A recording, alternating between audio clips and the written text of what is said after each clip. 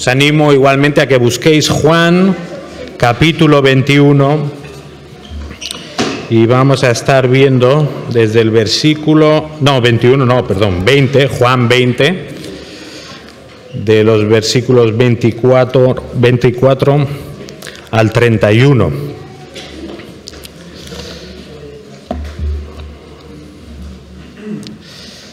Déjame que lea una parte. Tomás, uno de los 12, llamado el Dídimo, no estaba con ellos cuando Jesús vino.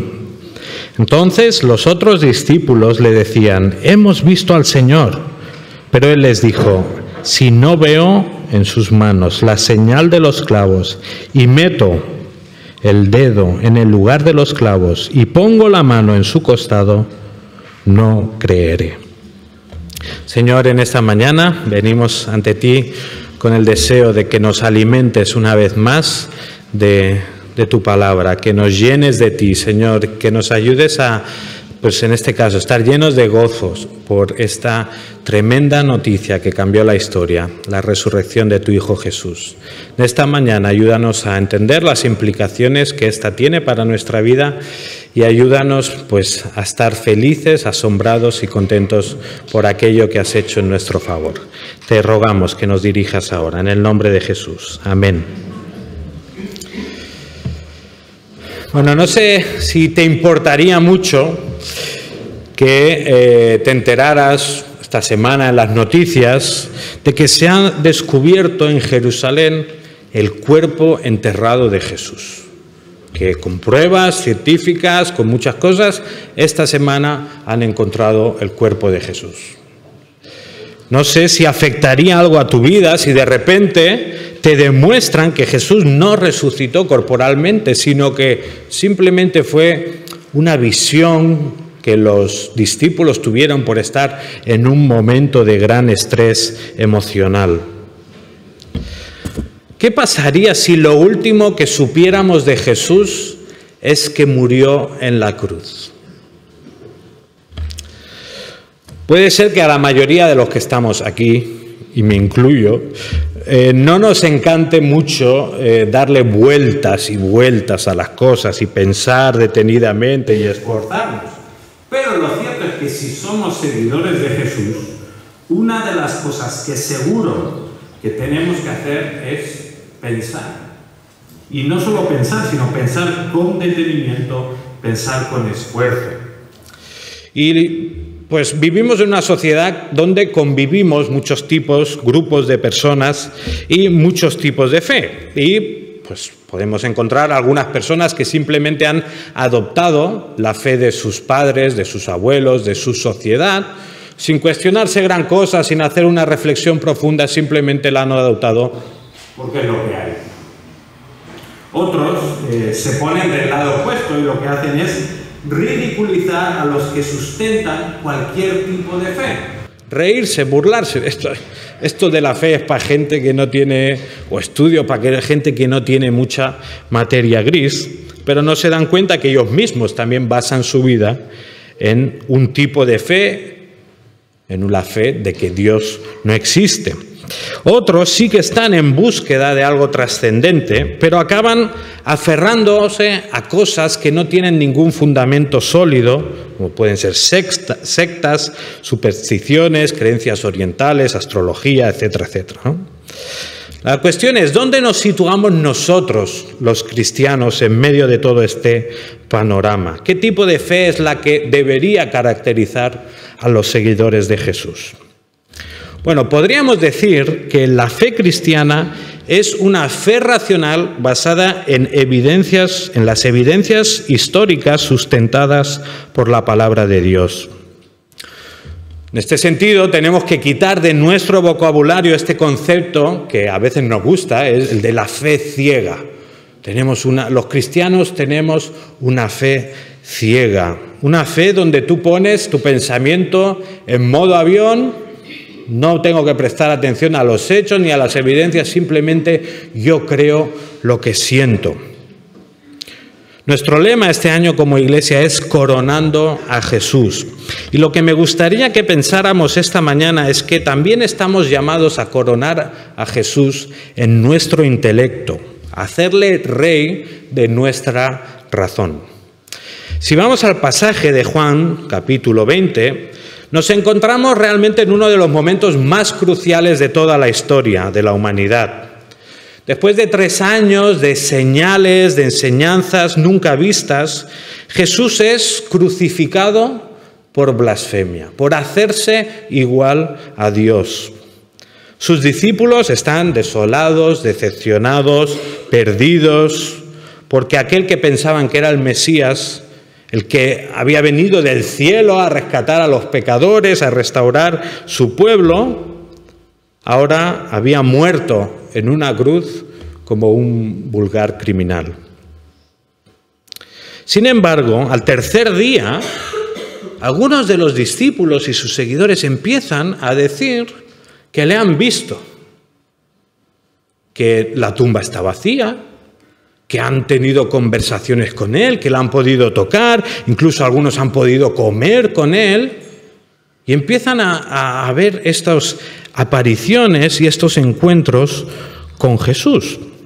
En los versículos previos a los que hemos leído, Jesús ya se ha presentado a 10 de sus apóstoles, más seguramente algunos acompañantes, y ya ha empezado a dar algunas orientaciones sobre lo que ellos van a tener que estar haciendo durante esta próxima etapa.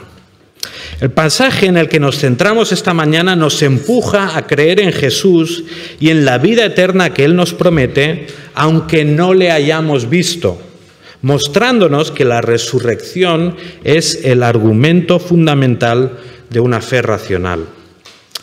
Y esta mañana vamos a ver 3 aspectos de la fe cristiana. 3 aspectos de la fe cristiana. En primer lugar, vamos a ver la necesidad de la fe. Los primeros versículos, los que acabo de leer, decía que Tomás, uno de los 12, el dídimo, el gemelo, podríamos decir, no estaba con ellos. No estaba con el resto del grupo cuando Jesús se les apareció a todos por primera vez. Y durante esos días, el versículo 25 nos indica que le habían estado testificando de: hemos visto al Señor.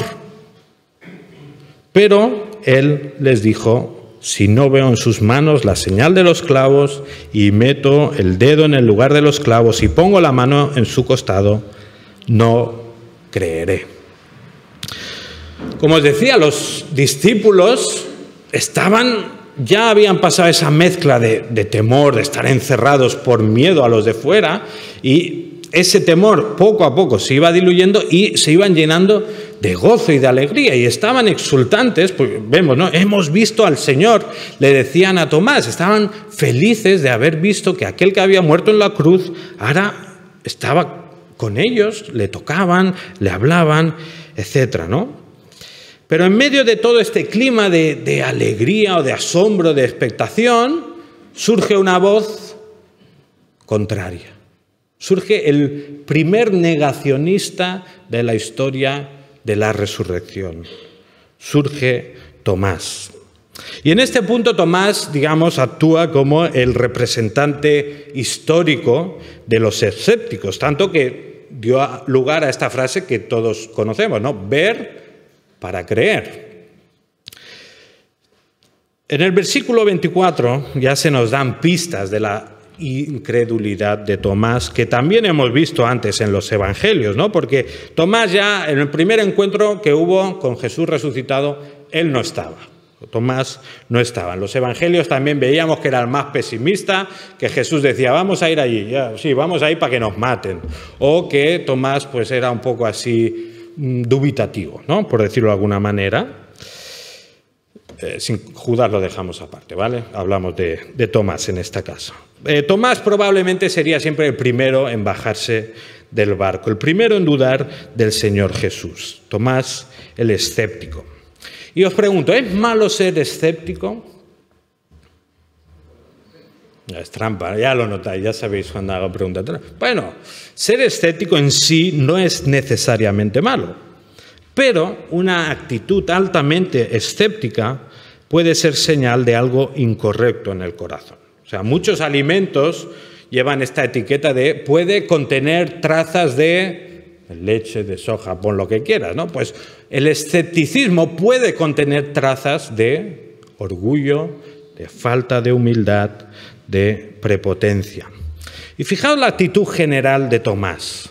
Sus compañeros y amigos con los que lleva años y años trabajando codo con codo, escuchando en primera línea a Jesús, viendo los milagros, viendo todo lo que Jesús vivió aquí en la tierra, que han vivido penurias juntos, que han seguido a Jesús por 3 años, dejándolo todo.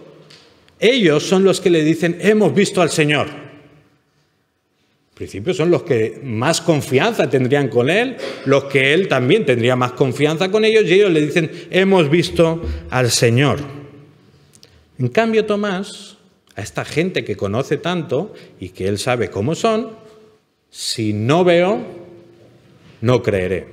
¿Verdad? Por un lado, ¿qué les está diciendo? Bueno, vosotros es que sois muy ingenuos, vosotros sois un poco tontitos, vosotros os creéis cualquier cosa. O incluso podría estar diciendo ya, me estáis engañando, me estáis mintiendo. Este escepticismo de Tomás, digamos, le pone por encima de los demás y le hace creerse un poco mejor, ¿no?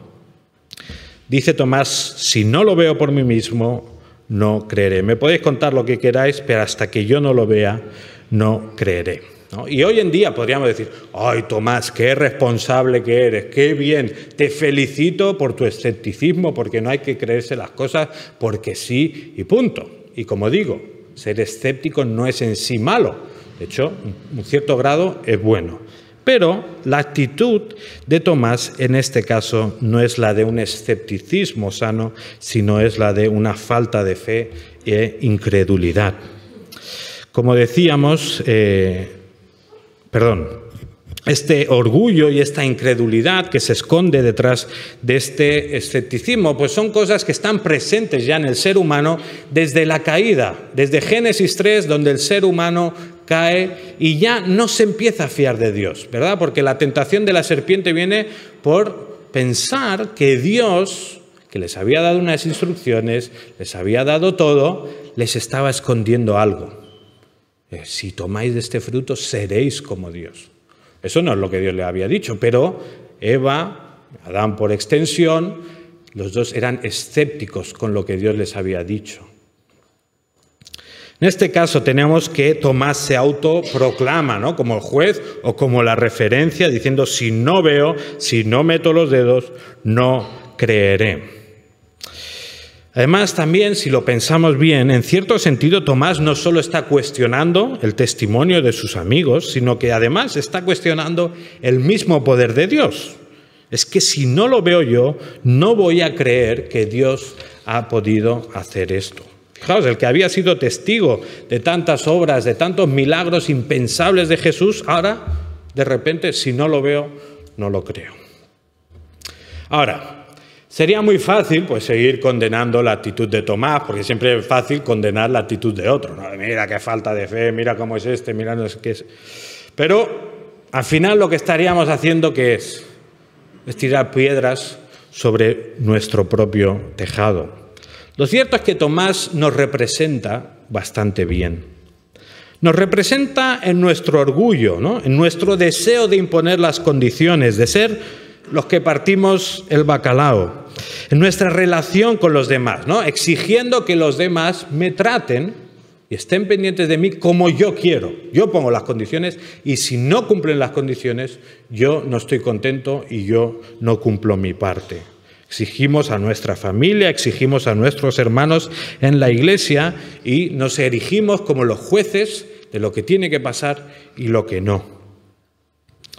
Los hijos con los padres también, no sé si los de aquí, pero yo sé de algunos casos, yo no estudio, si tú no me das esto, yo no estudio para este examen. Si tú no me consigues la moto, yo paso de ello, ni voy a trabajar, voy a vivir del cuento. Desde que somos pequeños, ese germen del pecado nos lleva a ser orgullosos y a desarrollar esta incredulidad, este orgullo. Igualmente, este orgullo de Tomás nos representa también en nuestra relación con Dios. Puede ser que nosotros también tratemos a Dios con esta especie de orgullo, poniendo nosotros las condiciones. Señor, si tú me das este trabajo, si tú me das esta pareja que yo quiero, si me sanas de esta enfermedad, entonces yo sí que, pues yo te prestaré atención, yo leeré la palabra, yo oraré, yo me reuniré. Pero muchas veces nos pasa, ¿no? Si tú no haces esto, pues yo no te adoro, que te adore otro, ¿no? Quizá no lo decimos tan, ¿no? Directamente, pero en el fondo muchas veces nuestro problema es el mismo. Nos pensamos que podemos castigar a Dios, ¿no? Y no nos damos cuenta de que nuestro orgullo a los únicos que nos castiga es a nosotros mismos y a los que nos rodean. Por otro lado, Tomás también nos representa en nuestra incredulidad. Quizás sí que creemos en que Dios existe, pero no confiamos en su poder y en sus promesas. Jesús había dicho muy claramente que iba a resucitar. Jesús lo dijo más de una vez: moriré y al tercer día resucitaré. No sé cómo más claro y específico lo podría haber dicho, ¿verdad? Para que lo creyeran, y sin embargo muere y ya está, ya se les ha acabado la fe a todos, no solo a Tomás, ya no creían que iba a pasar nada, ¿no? Jesús había dicho claramente que iba a resucitar. Sus hermanos, sus amigos le estaban diciendo: hemos visto al Señor resucitado. ¿Qué dice Tomás? Si no lo veo, no lo creo. Dios no puede haber hecho esto.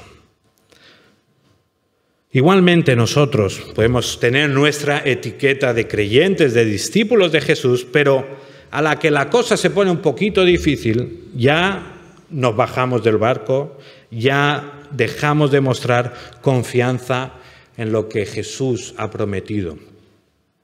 Dios nos ha dicho a todos: no vamos a tener una tentación más grande de la que podamos soportar, sino que con la tentación Dios va a proveer la salida. Eso nos lo ha prometido a todos los que estamos aquí. En cambio, cuando se asoma la tentación, nos tiramos de cabeza a la piscina del pecado, o más que de cabeza, en plancha, que duele más, ¿verdad?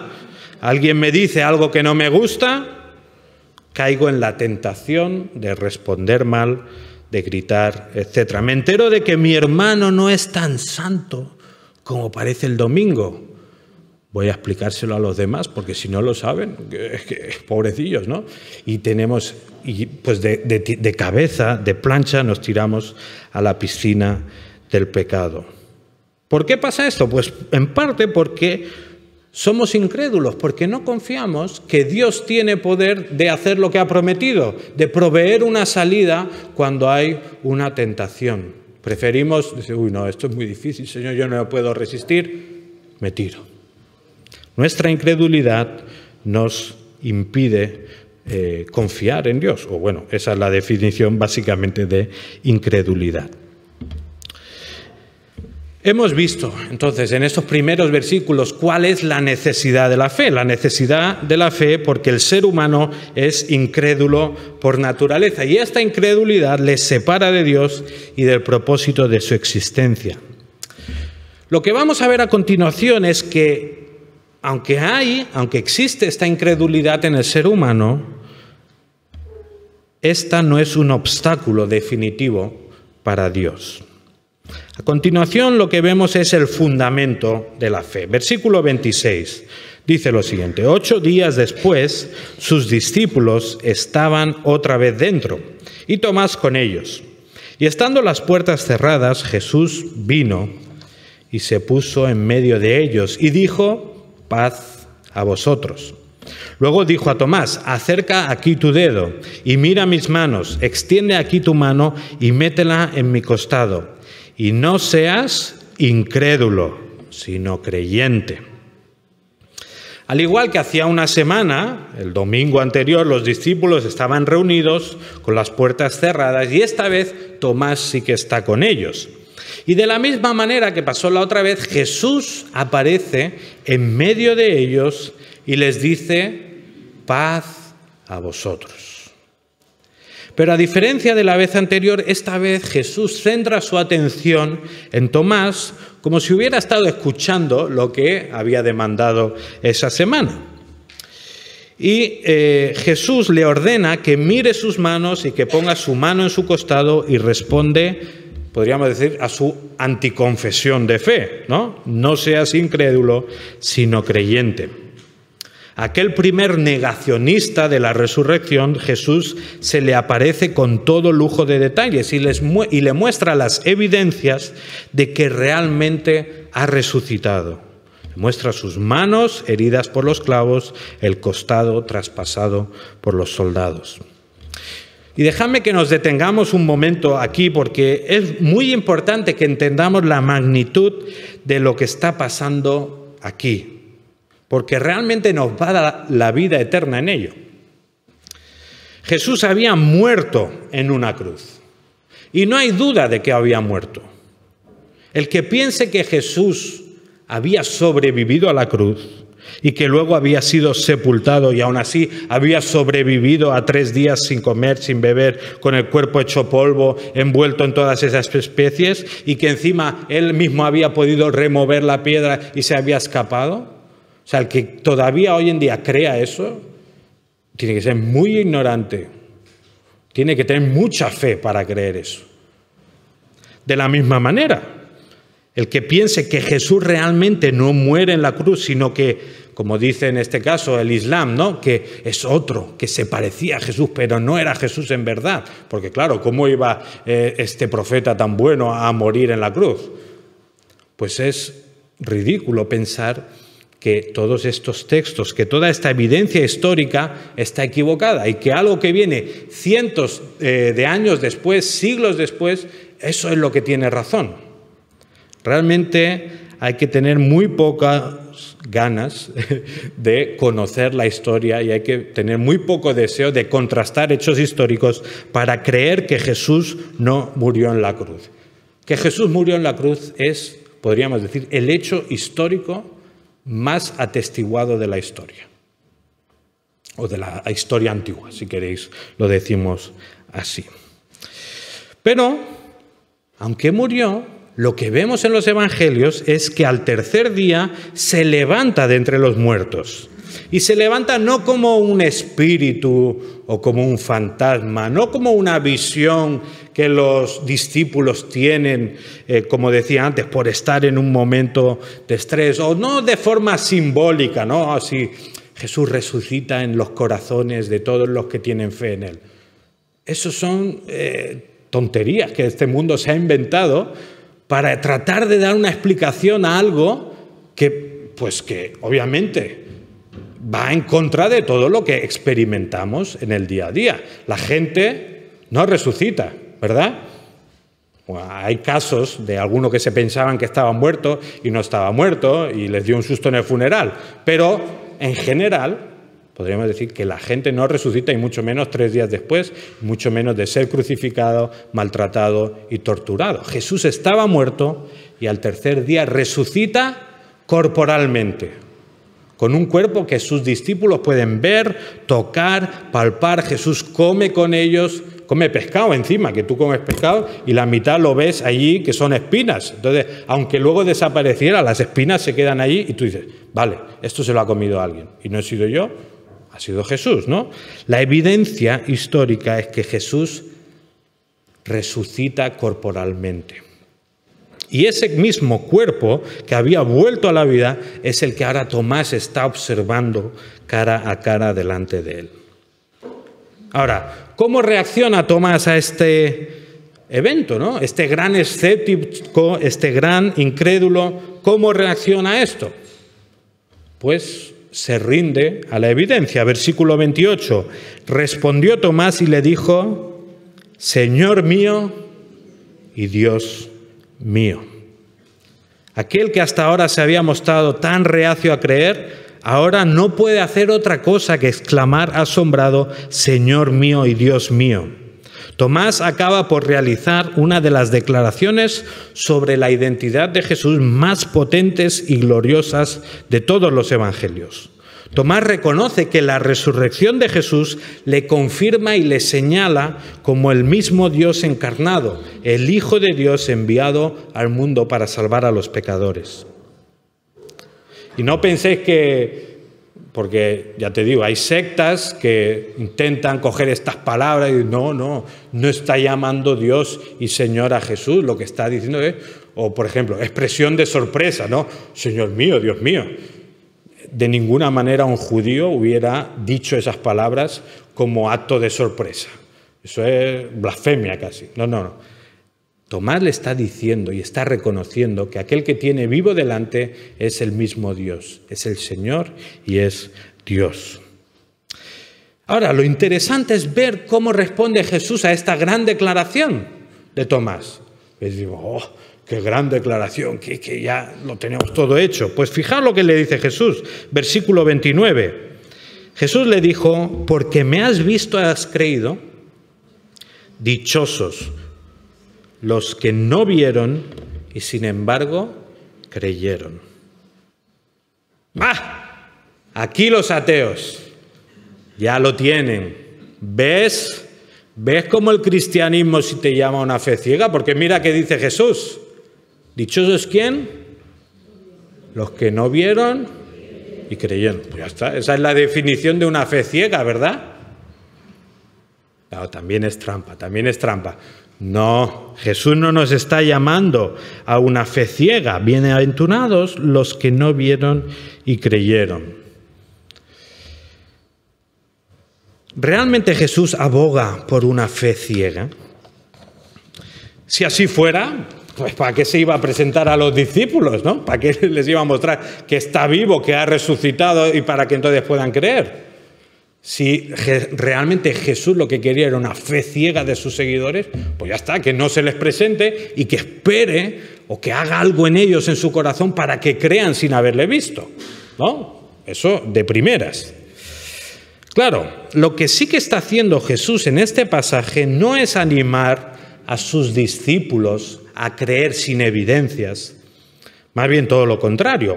Lo que sí, Jesús sí que está haciendo con estas palabras es anunciar cómo se iba a extender la fe cristiana por todo el mundo. Porque lo cierto es que los testigos oculares de la resurrección, las personas que habían visto a Jesús resucitado, iban a ser limitados.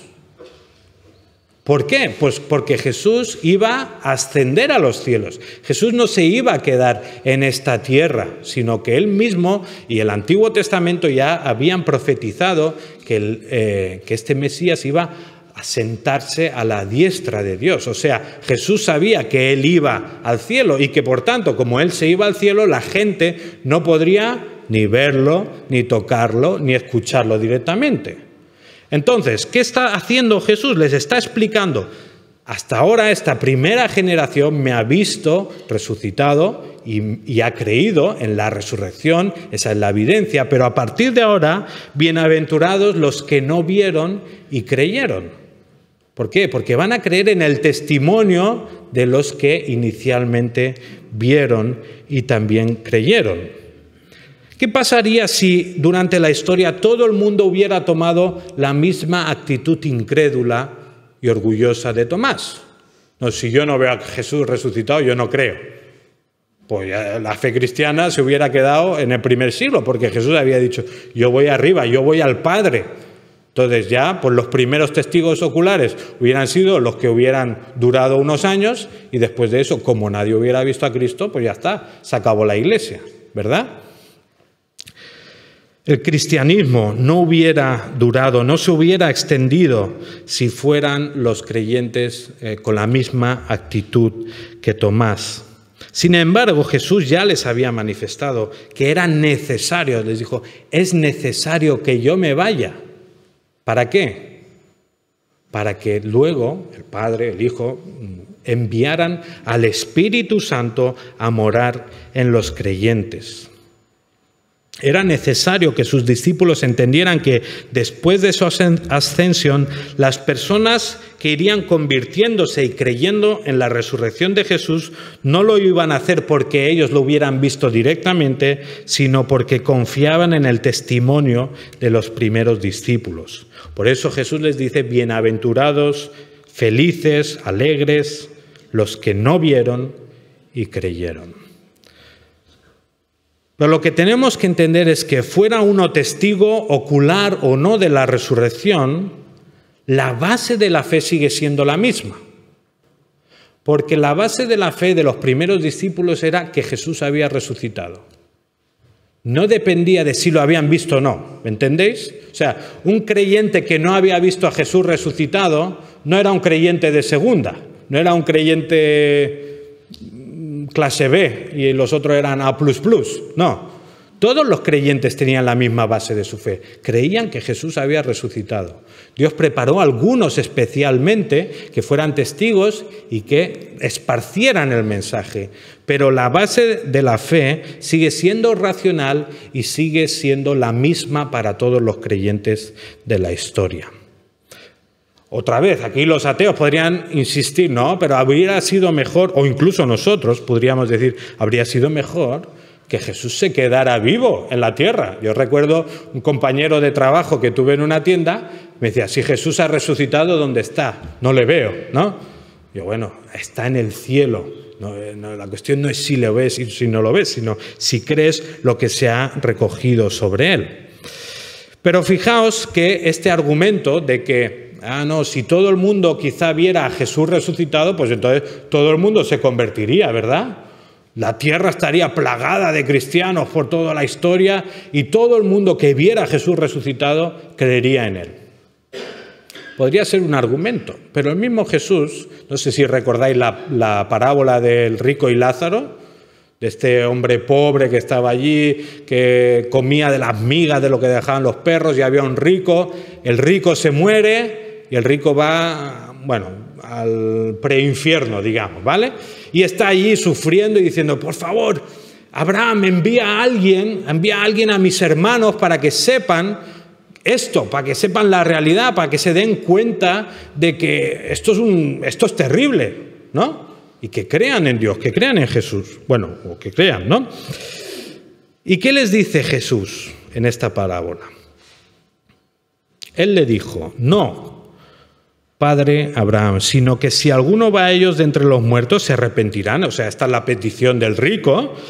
Mas Abraham le contestó, si no escuchan a Moisés y a los profetas, tampoco se persuadirán si alguno se levanta de entre los muertos. O sea, si no hacen caso a lo que está escrito ya sobre Dios, que se levante quien quiera de los muertos, no van a hacer caso. Y eso lo vemos en el primer siglo. Muchos judíos rechazaron a Jesús, sabiendo, teniendo la vida de los apóstoles como un testimonio firme de que Jesús había resucitado, rechazaron esa evidencia. ¿Por qué? Porque en parte no creían lo que estaba escrito sobre el Mesías. La resurrección es la base de nuestra fe. Y déjame insistirte en esta verdad. Si te vas con una verdad esta mañana, es la verdad, o sea, la base de tu fe, la base de mi fe, de los cristianos, es que Jesús ha resucitado. No mis sentimientos, no mis propias percepciones, no mis propias opiniones, no mis propios deseos, sino el evento histórico de la resurrección de Jesús. Es evidente que en la fe hay una parte objetiva y hay una parte subjetiva. No lo vamos a negar. Está tu propia vivencia con el Señor, que obviamente afecta a tu fe. Pero esta experiencia subjetiva que tú tienes de tu relación con Dios, de hablar con Él, de leer su palabra, de ver que Él te habla, que Él te dirige con su espíritu, etcétera, etcétera, esa parte subjetiva nunca es la base de nuestra fe. Es algo que apoya, que refuerza, que nos ayuda a seguir adelante, pero la base de nuestra fe es el evento histórico, este hecho objetivo de que Jesús realmente resucitó de entre los muertos. Mis emociones respecto a Dios, mis sensaciones o intuiciones espirituales no son aquello en lo que me baso para defender mi fe. Son cosas que ayudan. La fe cristiana está basada en hechos históricos, en evidencias que ocurren y que tienen un significado inequívoco. Jesús nace de una virgen, enseña sobre el reino de Dios, hace milagros, vive una vida sin pecado, muere en una cruz cargando nuestro pecado, resucita al tercer día y asciende al cielo. La evidencia de la resurrección recogida en la palabra de Dios y confirmada en los hechos históricos es el fundamento de una fe racional que es la fe cristiana. Vamos al final y vemos el propósito de la fe. Hemos visto la necesidad de la fe, hemos visto la base de la fe y ahora vemos el propósito de la fe. Y lo vemos versículos 30 y 31. Dice el evangelista: y muchas otras señales hizo también Jesús en presencia de sus discípulos, que no están escritas en este libro, pero estas se han escrito para que creáis que Jesús es el Cristo, el Hijo de Dios, y para que al creer tengáis vida en su nombre. Pensad que Juan está escribiendo probablemente a una generación de cristianos que no han sido testigos de estos eventos narrados. Se debate un poco cuándo se escribe Juan. Algunos dicen que antes del año 70, antes de la destrucción del templo. La mayoría argumenta que es a finales de siglo, años 90, final del primer siglo. Entonces, si es verdad que se escribe a final del primer siglo, tenemos que entender que ya los testigos oculares de la resurrección y de todo lo que pasó ya han menguado, casi podríamos decir, quizás solo queda Juan, ya, el autor de este evangelio. Y quizá en el seno de la iglesia se están preguntando qué va a pasar ahora que nos quedamos sin testigos. ¿Qué va a ocurrir si ya no tenemos a nadie que haya visto estas cosas y que nos las pueda confirmar, corroborar? Alguien a quien podamos consultarle y decirle, mira, ¿esto que dicen es verdad de Jesús? ¿Se acabará la predicación del evangelio? ¿Se irá a pique la iglesia? ¿Tiene menos valor la fe de aquellos que no han sido testigos directos de la resurrección? Con el episodio de Tomás y las palabras de Jesús, Juan deja claro que el testimonio apostólico permanece ahora en forma escrita. Dice, estas cosas se han escrito para que creáis que Jesús es el Cristo, el Hijo de Dios, y para que al creer tengáis vida en su nombre. Era necesario que el testimonio de los primeros testigos quedara escrito para que las generaciones venideras pudieran tener un fundamento sólido y estable sobre el cual sustentar su fe. Y esto es lo que Dios dirigió por medio de su Espíritu Santo a Juan y a los otros evangelistas a la hora de redactar los evangelios, también a las cartas que encontramos en el Antiguo Testamento. Lo que está escrito en la palabra de Dios tiene el propósito de que creamos que Jesús es el Cristo, que Jesús es el Hijo de Dios y que creyendo tengamos vida eterna.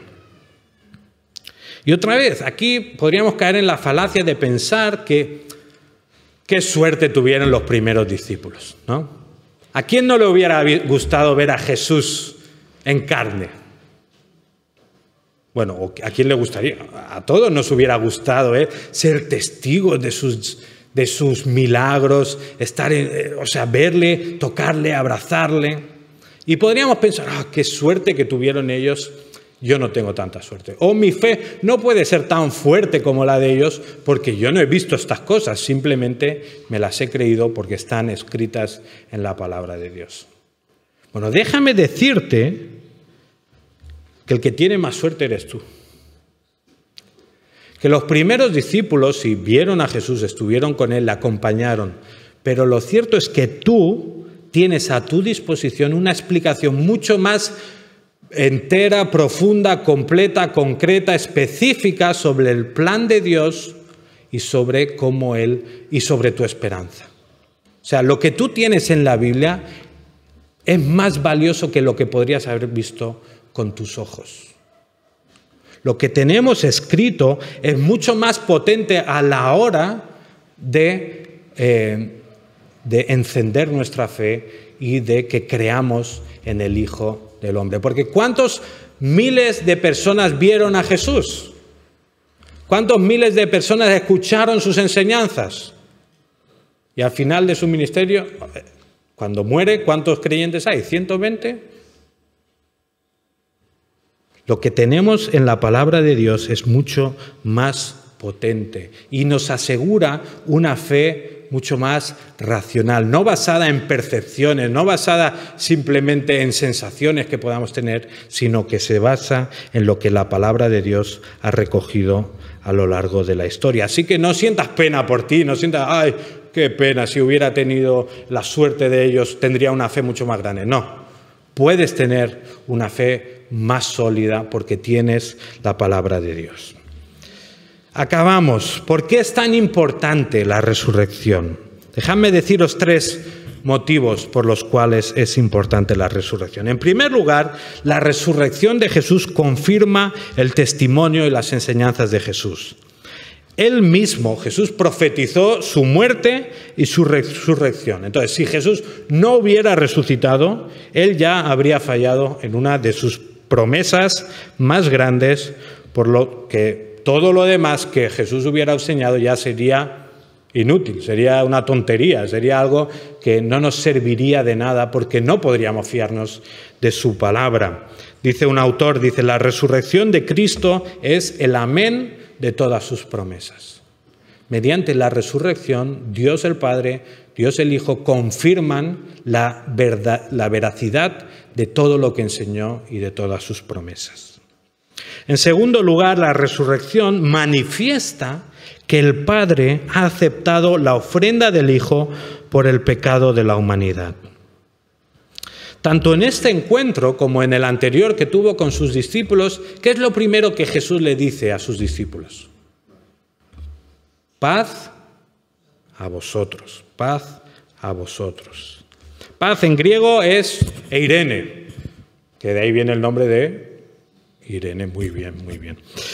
Pero este concepto de paz viene del hebreo, y en hebreo suena la palabra shalom, ¿verdad? Shalom, no sé decirlo bien, pero más o menos es esto. El shalom. El shalom es la paz que Dios diseña para la humanidad. El shalom es la paz a la que el Señor Jesús se está refiriendo. Y el shalom no es una paz temporal o superficial, ¿no? Los que tenéis hijos, sabéis que en casa pues hay momentos donde estás con familia y dices, qué felicidad, qué gozo, qué alegría. Estamos todos aquí en el sofá viendo el fútbol, el Barça ganando todo y sientes paz, ¿verdad? Pero sabes que a la media hora o pierde el Barça, o tus hijos están peleando, o se te estropea la caldera, etcétera, etcétera. Es una paz a medias. El shalom, la paz que Dios ofrece, es una paz verdadera, una paz. Este concepto tiene que ver con plenitud, con una paz total entre el ser humano y Dios. Una paz que se había perdido en el jardín del Edén cuando el ser humano peca contra Dios. Y este shalom, esta paz es la que Dios está trabajando desde Génesis hasta Apocalipsis en restaurar completamente. Y es esa paz completa que tendremos y que disfrutaremos un día de una forma plena y total. Pues esta paz es la que les está anunciando a sus discípulos. Porque precisamente eso es lo que Jesús ha conseguido en la cruz. El shalom. La paz verdadera. A través de su sacrificio voluntario y sustitutorio, Jesús remueve toda la ira de Dios que su pueblo merecía y consigue obtener para ellos una paz total y una paz eterna, una paz definitiva, una paz demostrada mediante la resurrección de Jesús. ¿Os podéis imaginar lo miserables que seríamos si lo último que supiéramos de Jesús es que murió en la cruz? Imaginaos que Jesús no promete su resurrección. Imaginaos que los evangelios se acaban, Jesús muere en la cruz. ¿Sobre qué basaríamos nuestra fe? Sobre la esperanza de que quizá lo que dijo sobre su muerte en la cruz, quizá el perdón de los pecados que nos prometió, quizá era verdad. Pero no tendríamos realmente ninguna base sólida y segura sobre la cual creer. Jesús sería igual pues, que muchos otros maestros que han enseñado grandes cosas y que han muerto y se han quedado en la tumba. Si Jesús no hubiera resucitado, no tendríamos ninguna garantía de que nuestra paz con Dios está conseguida. Pero mediante la resurrección sabemos que tenemos esta paz. Fijaos lo que dice Pablo en 1 Corintios 15, 17.